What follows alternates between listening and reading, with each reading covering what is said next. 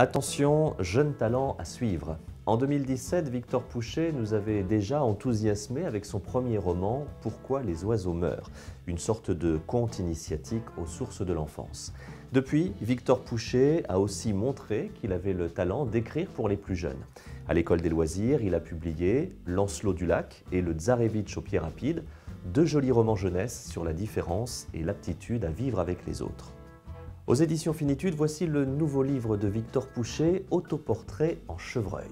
Derrière ce titre énigmatique, nous rencontrons Elias. Elias est un jeune homme d'aujourd'hui, en couple avec Avril. Derrière cette histoire ordinaire, Avril s'inquiète. Elle aime son homme, certes, mais il est tellement secret, parfois fuyant ou colérique. Que cache-t-il ? Elias nous raconte alors son histoire, son enfance bretonne sur des terres de légende. Sa mère est morte quand il était enfant, il a été élevé par son père. Un homme énigmatique, un guérisseur pour les uns, un doudingue pour les autres, mais qui exerçait une véritable emprise sur son fils.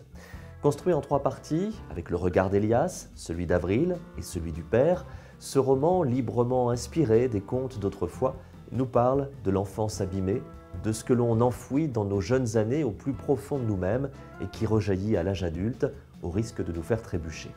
Au-delà de cette histoire simple, on se laisse séduire par l'écriture poétique de Victor Pouchet.